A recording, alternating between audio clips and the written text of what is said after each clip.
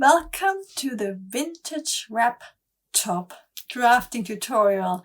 It's something I certainly wanted to try for a long time, and I hope you like it too. And it's a great way of learning how to move darts into volume asymmetrically around your body. And I'm going to analyze 4 different wraptop styles and then show you how to draft the McCardell inspired one. So let's have a look at these wraptops.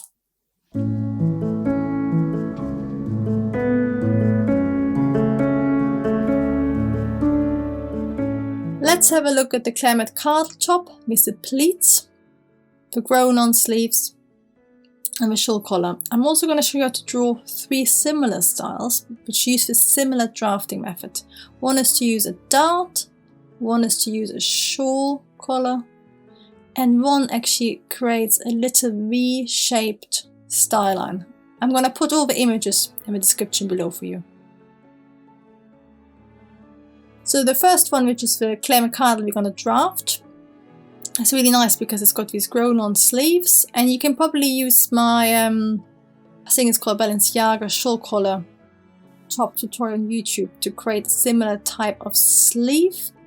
But you might want to add a gusset. I'm going to put the link to the tutorial in the description below for you. And with McCardell, as always, she uses it really nice. The fabric is a really thick stripe. And then it's got this sort of tiny grown-on stand collar, which is very close to the neck and sort of even goes up the neck. Then it's got pleats in the side, which sort of create volume. There's actually only 2 pleats, but because it moves around the body, it creates lots of volume, which is lovely. And it probably has gussets, as I said. And what you always have to think about a wraptop is how you use your straight of grain. So she's actually created enough volume that she's got a straight of grain along the neckline, and then it becomes nearly bias on the sleeves. And then it is probably nearly straight of grain on the waist, and you can sort of change your volume a bit to make sure it is completely straight of grain on the waist. Another version is to first of all create a style line which grows out of your dart. So you just draw a line across, and then you move all your dart from that side into that style line, and then on the other side your dart becomes volume, and you probably create a little bit more volume. That's a really nice way, but it's a similar drafting method. And then the other side is just flat and it just goes underneath. But it's also always about moving your darts around asymmetrically and creating volume. The next one, again, this time is without pleats, so I wanted to show it to you, which is quite unusual. So it's nearly like a double-breasted shawl collar, but it becomes so double-breasted it becomes a wraptop. So it goes all the way over. And what you would do is you would first of all draft your wraptop, and then you would add your shawl collar, and it's got pleating at the waist, and then it's probably got a little dart underneath the arm, just for better fit.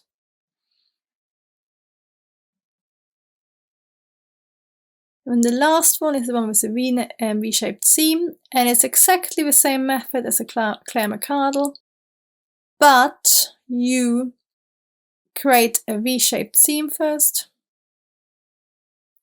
and then you move all your darts into volume above and create a bit of extra volume. And all of these can be done either asymmetrically, so only volume on one side, or you can create volume on both sides, like a DVF dress. I'm also going to show you, as well as drafting this top, I'm going to show you a trick on how to get a really well-fitted neckline.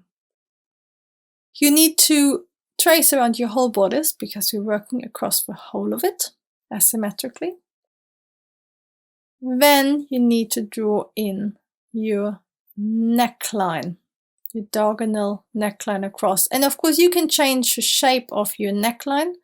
I'm doing a grow and stand collar, so I'm drawing a line parallel to the center front, up from the high shoulder point, and it's about 2 centimeters or 0.8 of an inch for me, but of course it's up to you.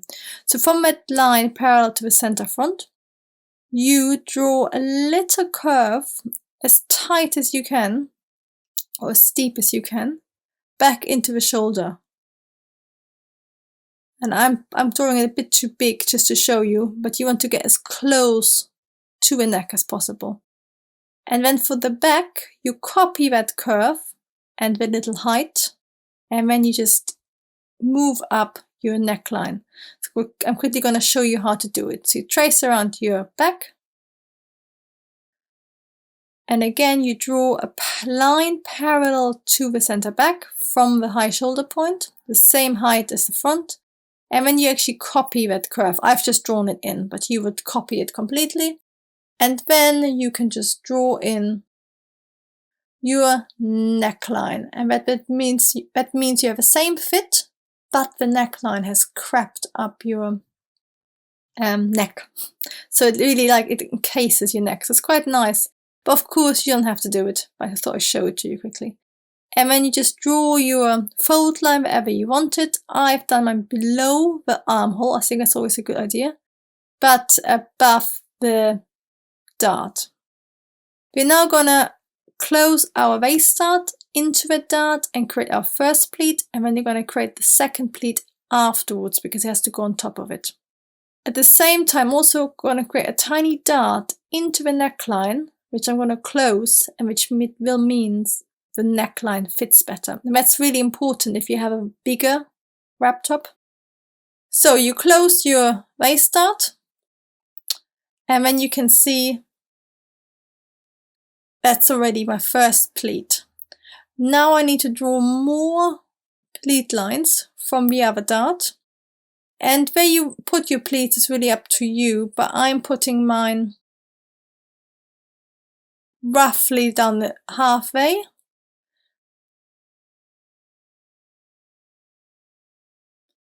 But what you could do is that you have the 2 pleats equally spread out. Mine is quite at the top, but it's up to you. And then I'm going to move most of my volume into a bottom pleat, but I'm also going to move a little bit of volume into the top pleat because I want that volume to sort of gather across the whole bodice equally. And then I'm creating a tiny dart, which I'm going to close on the neckline.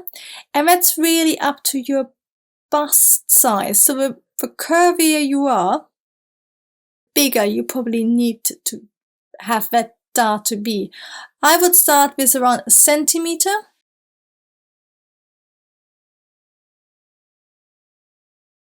If you have quite a big ratio between your bust and your base and your shoulder, then you probably make it bigger. But around 1 centimeter or 0.4 of an inch is quite good to start, just to get a bit fitted. And then you redraw that line straight at the end once you're done. But it's just going to basically stop the gaping, which is always really annoying. So it's just going to give you a nice, neat fit. So in a way, the more curvy you are, the more important it is. So I'm going to cut and draw these lines and then create the 2 pleats. So you can see, first of all, I'm going to close my original darts. You can see how the pleats are going to develop. So there's suddenly quite a lot of volume created, but of course you can always increase that volume if you want even more volume. And I'm closing the dart on the neckline as well. And can you see, the reason I've split it in half is because otherwise you would have a really big bottom dart and then it's really a mean top dart. So by spreading the volume equally, the 2 pleats are going to be evenly spread and they're going to pleat all across the body rather than only with the bottom one going across the body. Now I just need to glue down the middle bit so that both pleats are exactly the same size. So I'm measuring, first of all, I'm laying it down roughly how I think it needs to be, and then I measure from the bottom of my bustard to the top of a pleat and then the bottom pleat, and I just move it across until it's the same.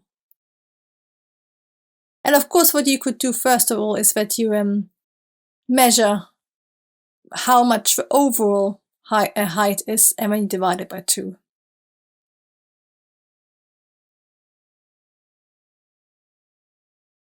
Now you just need to decide how you want to pleat your pleats. I always quite like them pleated up. I think that creates nicer volume. So you're going to pleat from the bottom up and pin it shut, and then you're going to cut out the whole thing.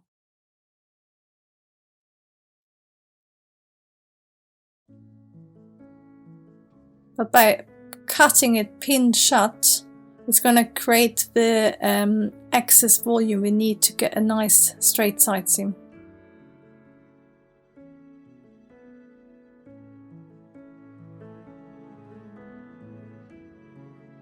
Because if you haven't got the right sort of silhouette, it's not going to pleat how you want it. So by pinning it shut and then cutting it out, you're guaranteed the correct shape. So let's cut it all out.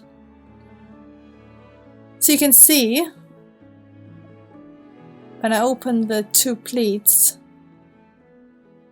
how the pleat actually moves in and out, and that gives you the right shape. And then for the bottom one, you can either create just a flat underlay with darts, or you can create some volume. I would probably just do it asymmetric for a high neckline like this. If you work in the thin jersey or silk, you can probably add the gathers on both sides. Then you just redraw your neckline if needed to make it straight and take it off. You mark your pleats.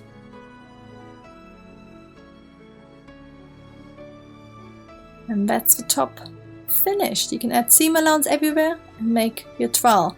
For straight of grain, you can either add the straight of grain on the neckline, or you can do it at the center front. And if you're working in a big stripe, I would actually make the pleats a little bit bigger so that both the center front and the neckline are straight of grain. So that's your McCardell top drafting finished and ready for your trowel.